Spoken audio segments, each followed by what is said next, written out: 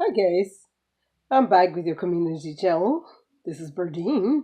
Thank you for taking time to drop by, and I just want to take a few minutes to talk to you about our mind and what it does. And I've been studying with some of the gurus.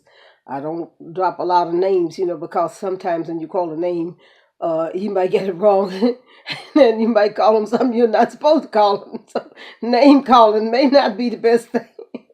Well, let me plug this a little minute here, because this camera is real smart. It takes advantage of all my weakness, all my mistakes. It take them and make them. Oh, he blows them up. But I hope you guys are having a great day, and it's really nice in my community today. However, it's very cool and everything. But let me hurry up and get through with this. Because our time is very valuable, and I know, trust me, I know. Uh, when it comes to our mind, we when things don't go just exactly the way that we think it ought to, we start thinking, "Oh, stuff is going wrong. Oh, I'm in trouble. Or I don't like this.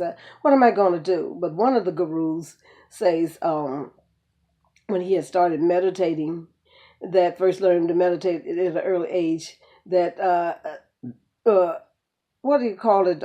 Frustration comes to his mind, agony or whatever it is.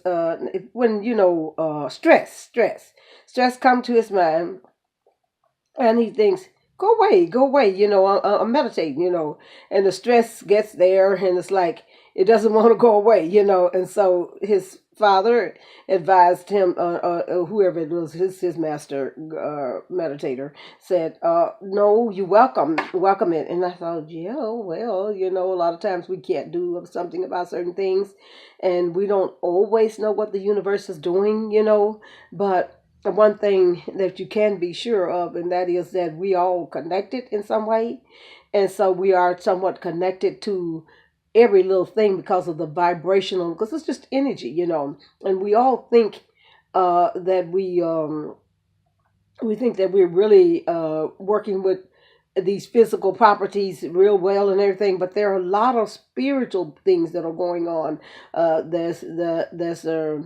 The vibrational energy, and no one really understands it real well. So I'm not going to sit up here and pretend like I'm a guru.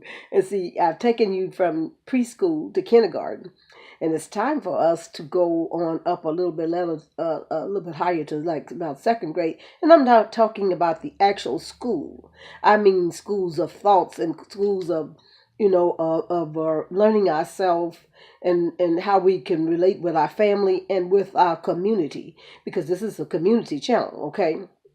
So I can't sit up here and talk about what dirty dog did what, what possum did that, that's not what I do, and I'm not saying I'm better than anybody else, because there will be a time when I might have to get on here and say, oh, I really don't think that was a good idea, Camper Napper, he did that for us on the knee thing for to stand up for a black. I like that.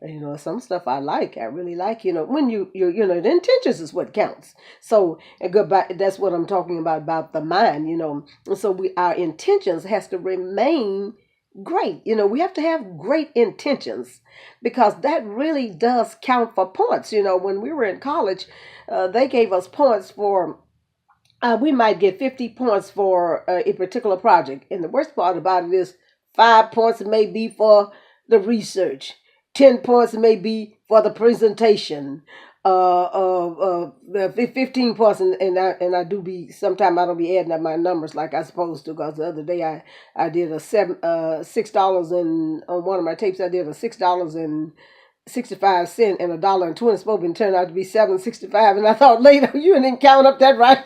You didn't add that right.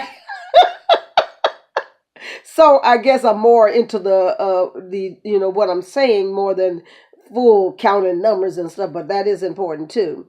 So what I'm saying, where I am is, when we were in college, they gave us so many points, and so I'm telling you, every little point counts up toward toward a great understanding, toward a great receiving on the inside of ourselves, and getting that balance, and and that perfect peace, and oh no, it's not going to be there 24 hours a day. I'm here to tell you, there are times when I think, oh my goodness, chaos, what in the world is wrong with you? You are all over the place. You are a big bang boom. And so even if we could locate the mind, me myself, if I could locate the mind itself, because it's like an entity that you cannot see with the naked eye. You know that it has something to do with the brain and what we receive from our sensories, how cold it is, our emotions. So we can't really see emotions, but we act out in emotions. So these are all energy. This is reflection of energy. So about the mind, I'm saying, if I could find the mind, sometimes I would think I'd just hold it up and say, let me tell you something, other mind. Do you know all the stuff you done put me through before, have me up here just hollering and growling and screaming and not knowing what to do? Do you know what you have put me through in life? And let me tell you something, little mind. I'm gonna put you in a little bottle. I'm gonna put you in a jar. I'm gonna do you like they did Genie, lock your butt up until you get yourself together. But then what am I gonna do without you? You see, so okay, yeah, all right. I'm off. I'm off. But I'm saying that we have to get our mind to where we flow in unity, harmony with all the other elements in life. Because when your intentions is good, it doesn't matter who's doing what.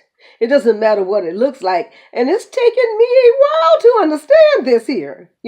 So if you don't understand anything else,